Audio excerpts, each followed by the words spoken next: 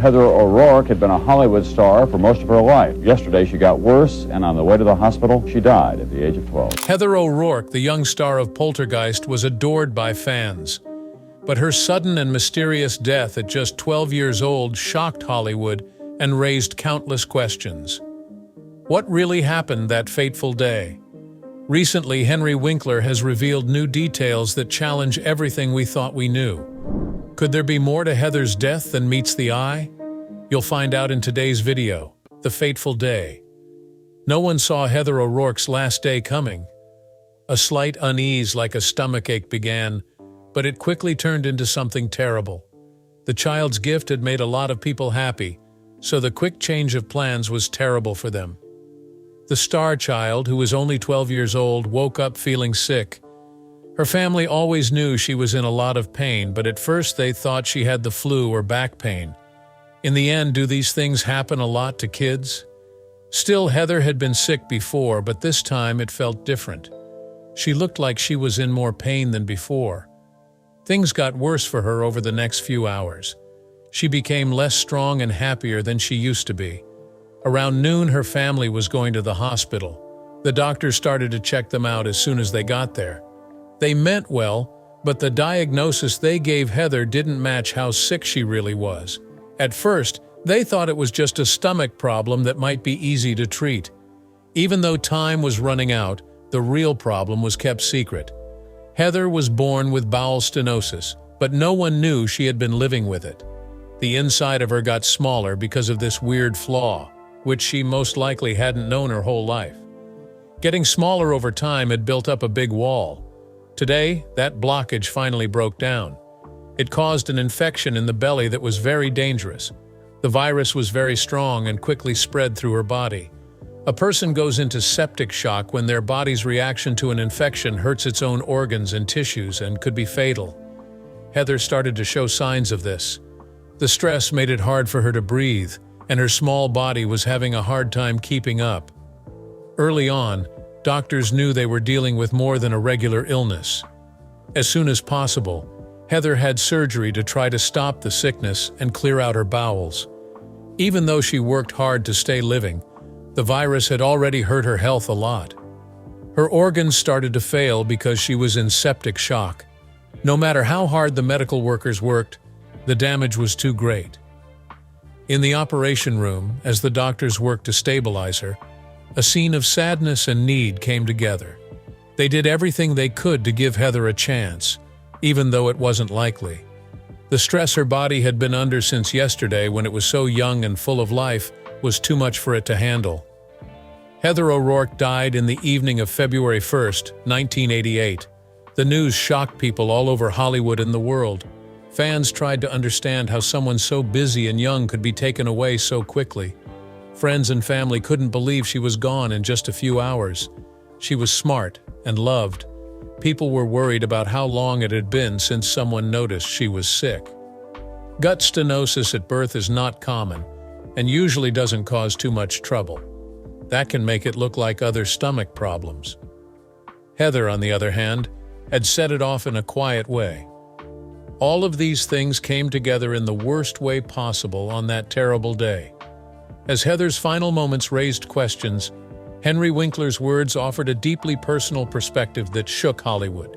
Henry Winkler speaks. No one would have known how important it was for Henry Winkler to be friends with Heather O'Rourke.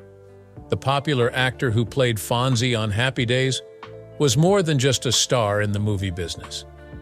A lot of young artists looked up to him because he was nice. Winkler will always remember Heather, the young star who was smart and talented. Even though Winkler has been in the business for a long time, she would still find her amazing because she is charming, friendly, and very good at what she does. If you knew both of them well, you could tell how much Winkler loved her, even if no one else did. Many years after Heather's sudden death, Winkler shocked everyone by telling them what he thought. He talked about the sad things that happened before she died because he was very sad. Along with being sad about the death of a young star, Winkler drew attention to the fact that the death could have been avoided. No matter how quiet Winkler is, he took a big step forward when he spoke out. Not only did what he told me make me sad, but it also helped me understand Heather's life better in ways I hadn't before. One of the most moving things Winkler said was that Heather died because of the wrong diagnosis. He said it made him sad and mad that the doctors didn't figure out how sick she was until it was too late. Heather couldn't go to the toilet because of a birth flaw called intestinal stenosis that no one seemed to have found. It caused an infection to grow, which put her body into septic shock. It was too late for doctors to fix what was wrong. The damage was already very bad. It was clear from what Winkler said that this tragedy could have been avoided if something had been done sooner. This made a lot of people wonder what could have been. Winkler also thought about how strong Heather was, and how she dealt with being a child in Hollywood while her career grew. When you're young, it can be hard to make it in the show business, but Heather was very calm for her age when she dealt with it. Winkler said that she brought a lot of hope into every room she went into. And even though she was young, she worked hard and knew how to connect with people right away. Winkler admired Heather for more than just her skills. He liked her heart as well. People are interested in what happened that led to Heather's death again because of what Winkler said. Fans who loved her in Poltergeist and other films were hurt by her death. A lot of people said what they thought on social media. A lot of people were angry or sad that they missed chances to save her. Everyone could have stopped Heather's death, which gave Winkler's point of view more meaning to an already sad story. After he said them, people also talked about the rules that young actors and women in Hollywood have to follow. Heather's story turned out to be about a lot more than just a mistake in medicine. It turned into a story about how the system doesn't always look out for the weaker people. Some young stars have to deal with the attention of the public, strict schedules, and all the other problems that teenagers have. When Winkler said what she really thought, it made people wonder if enough is being done to keep the kids who work there safe and healthy. Those who had been watching Heather's progress felt especially close to what Winkler said. They showed how much she loved her daughter, her friends, and her job behind the camera. Fans and business people would both like Winkler's words because they made her seem more like a real person. They did more than just tell her story. Heather wasn't just a star who died too soon. She was a child with a family, a future, and a life that counted. His story made everyone remember that, understanding intestinal stenosis and septic shock. Few people get intestinal stenosis, so most people don't even know about it. This can happen if a part of the gut is too small for waste and food to move through. It's called hereditary intestinal stenosis, and this narrowing is generally there from birth. It doesn't happen overnight. Often the problem won't show any symptoms for years, but it will be hurting the body the whole time. It's easy to mistake the signs for those of other common problems when they do show up. People who have stomach pain, bloating, sickness, or trouble breaking down food often don't pay attention to these signs.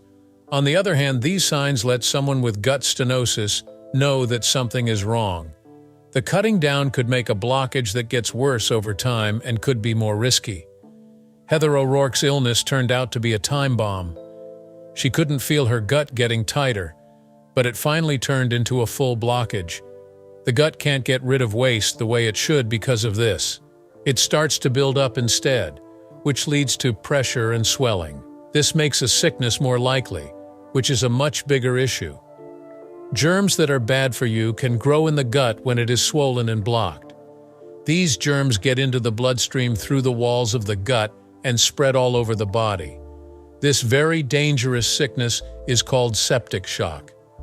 When the body's response to an illness gets out of hand, it can lead to septic shock. If the immune system starts to fight off an illness, it starts to attack healthy organs and tissues.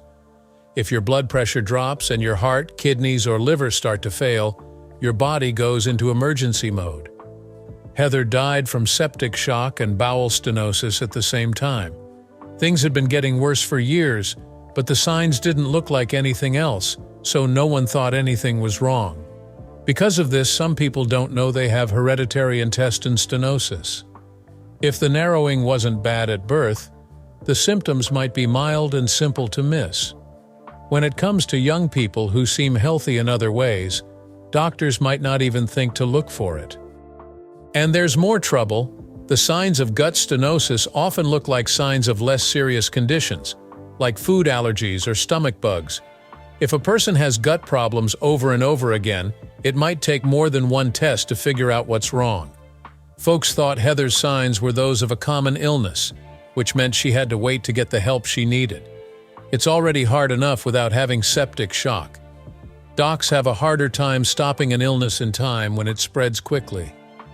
Heather's bowel blockage had already caused an infection to spread by the time she got to the hospital. They had to do surgery right away, but the septic shock that followed made it almost impossible to save her. The fact that this story could have been avoided is one of the worst things about it. People who knew they had gut stenosis early on might have been able to control it before it got so bad. For instance, surgery to fix the hole could have kept her alive. But the illness wasn't known about until it was too late because it's so rare and its symptoms are so similar to those of other diseases. Genetic intestine stenosis can be a risk that isn't always clear, as Heather's case shows. You can't see this confusion until there's a problem, and it doesn't always stand out. People who get septic shock don't have much time to get help before it gets worse. These events worked together to cause a storm that killed Heather too soon. You can better understand Heather's health problems if you know about these illnesses.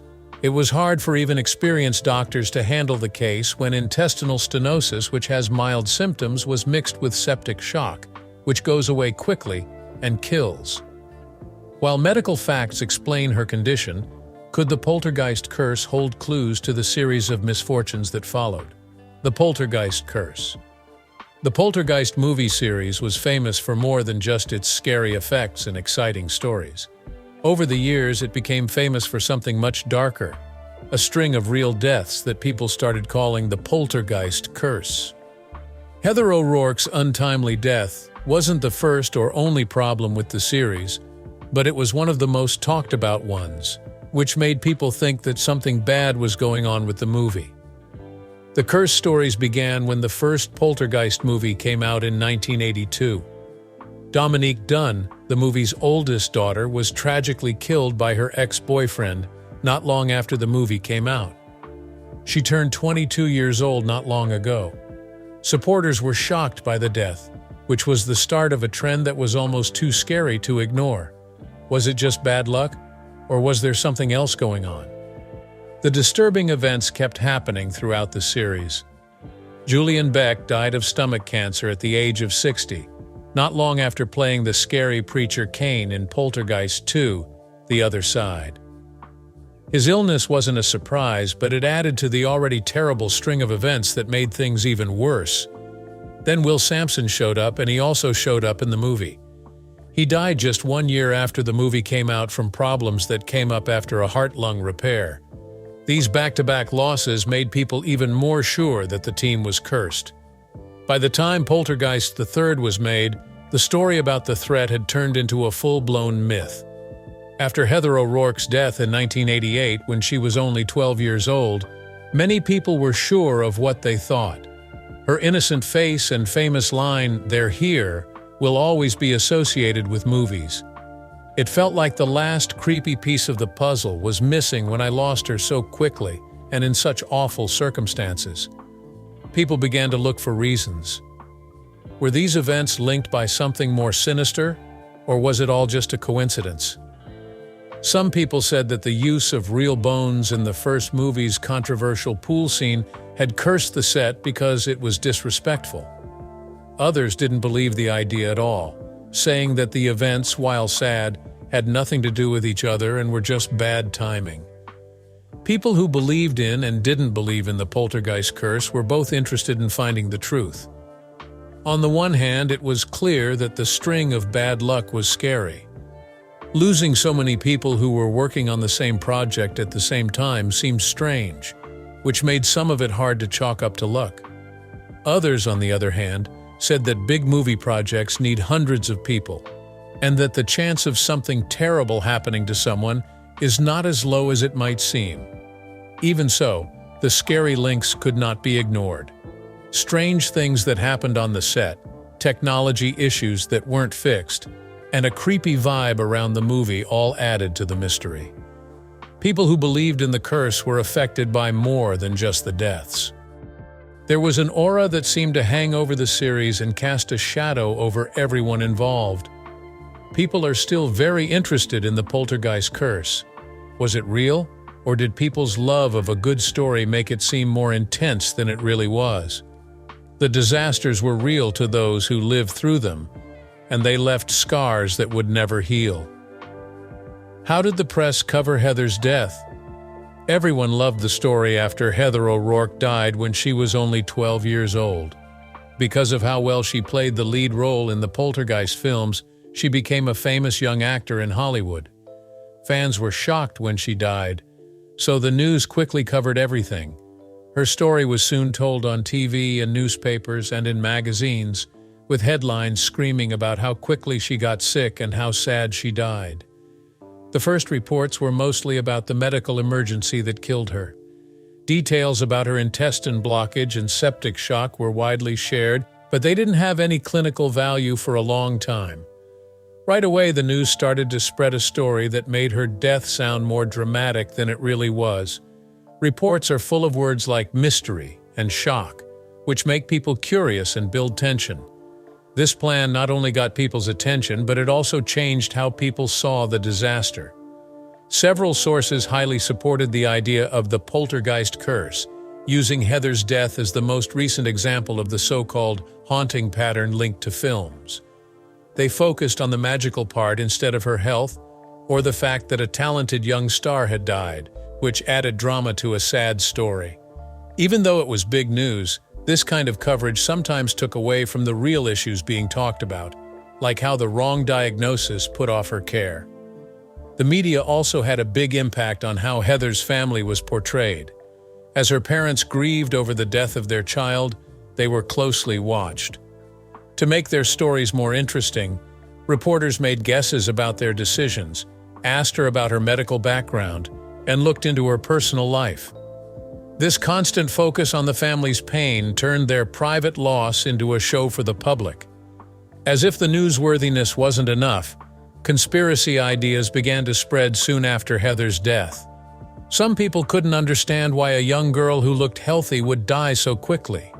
Theories ranged from crazy ideas about evil forces or foul play to claims of medical negligence.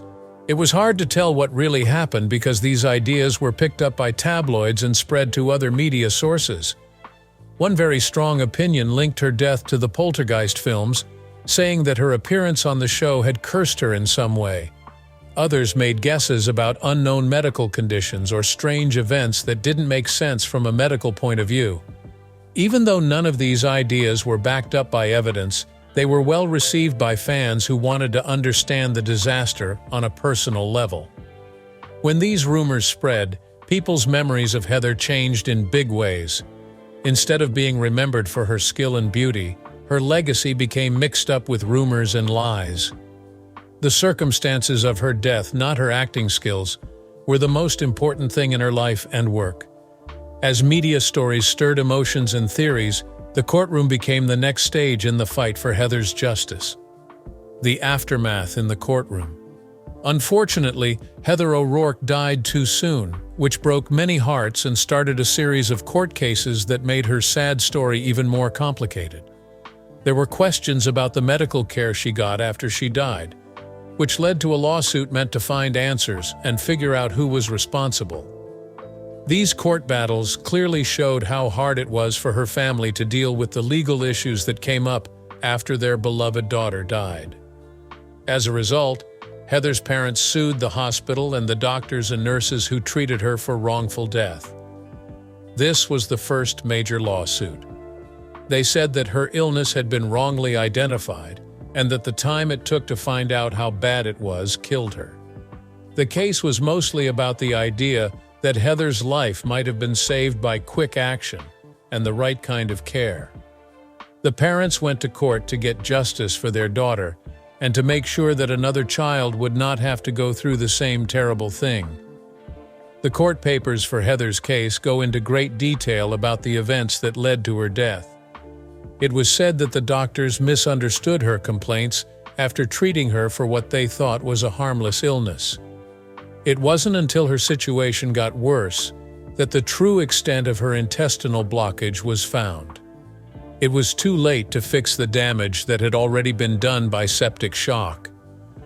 These revelations showed that her care had major flaws and raised more general concerns about the hospital's rules. The case also showed how hard it is to find rare diseases like hereditary intestinal stenosis. The story of Heather sparked heated arguments about how to improve medical processes and make sure that early warning signs are never ignored. Even though her family was going through unbearable pain, they believed that going to court would lead to big changes in the healthcare system. It was very clear from the case that the courtroom was more interested in public opinion than in facts and proof. The events were covered in great detail by the media, which added to the emotional weight of the case. Every new development was carefully looked over to keep Heather's name in the news and start talking about her death. Her family felt both burdened and blessed by all the attention she got all the time. On the one hand, it kept the focus on their fight for justice. On the other hand, it made their pain public. One interesting thing about the court fights was how Henry Winkler's statements might have affected the outcome. Since Winkler worked closely with Heather and loved her a lot, his comments about her death helped to show how hard it was for those who knew her. Even though what he said had nothing to do with the lawsuits, it made the case seem more real and told everyone that Heather was a real person, not just a name on a court record. Each court case had a different outcome. Even though some deals were reached, they couldn't bring Heather back or make her death less painful. The small victories in court were nothing compared to the terrible loss her family still felt every day. Still, these cases made us remember that responsibility is important, even when terrible things are happening. In addition to the direct effects, the lawsuits had effects on the healthcare and entertainment industries as well. The death of Heather and the subsequent court battles sparked discussions about the duties of medical professionals and the unique challenges young performers face. People who are in similar situations should put health and safety above all else after hearing her story. The ORourkes' journey through grief and justice. When Heather O'Rourke died, it broke her family's hearts. Their journey through grief and the search for justice showed how much they loved and cared for each other. Losing a kid is something that every parent fears, but for Heather's parents, Kathleen and Michael, they had to deal with it in public. Heather was the star of the Poltergeist films, but to her family, she was just their little girl. She was kind, funny, and loved, and she died too soon. After Heather's death, there were a lot of questions for the O'Rourke family. How did this happen to a 12-year-old who was fit before? What went wrong with her medical care? These were the thoughts that kept them up late and finally drove them to seek justice. They grieved alone, but they also worked to make sure that her death would not be in vain. They asked the doctors who had treated her to explain what happened and held them responsible for the wrong diagnosis that caused her death too soon. The family's court battle was more than just a way to get back at the people who hurt Heather. Why didn't the doctors notice the signs of septic shock in time to save her? They also wanted to know how a rare problem like congenital intestinal stenosis would go unnoticed for so long. Going through the court system wasn't easy for them because they had to remember the worst things that had happened to them. Kathleen and Michael, on the other hand, fought hard because they thought they could save another family from a similar disaster. As the case got more attention from the media, the O'Rourkes became less comfortable with being public figures in their daughter's story. They were put in the spotlight, and reporters looked into every detail of their loss and behavior. Some accounts were sympathetic, while others made guesses about their reasons and asked if their legal actions were driven by a desire for closure or something else. With this extra stress, their path became a lot harder, but they were still motivated to get Heather justice. The family felt better after getting help from people who knew Heather. Henry Winkler began to promote Heather as more than just a sad person after working with her and admiring her skills and drive. His honest comments about her life and impact hit home with her family because they gave them comfort and support during their darkest times. Winkler's words brought out the human side of their loss by telling everyone that Heather was more than just a child star. She was also a loved daughter and sister. The ORourkes also used their situation to bring attention to the demands made on child actors in Hollywood. People talked about how hard it is to grow up in the entertainment business after Heather's death. Young artists are sometimes pushed to their limits without the right safety measures in place. For Heather, the stress of her job may have hidden the signs of her underlying illness, since tight schedules and high standards made it easy to ignore small signs of illness. In the history of child actors in Hollywood, there are many examples of young stars who felt under a lot of pressure to perform, often at great cost to their health. The focus of the business on success and making money can make the health and safety of its younger professionals fall by the wayside. Heather's case served as a depressing reminder of these structural issues, which led to calls for better child protection and family support systems. By sharing their story, the ORourkes hoped to get the company to put the well-being of its young employees first, so that no other family would have to go through what they did. The ORourkes turned their own sadness into a way to become more aware and take more responsibility. They pushed for change through their grief. Thank you for watching. If you enjoyed this video, don't forget to like, share, and subscribe for more updates. Click on the next video that pops on your screen. Continue exploring. Stay tuned, and we'll see you in the next one.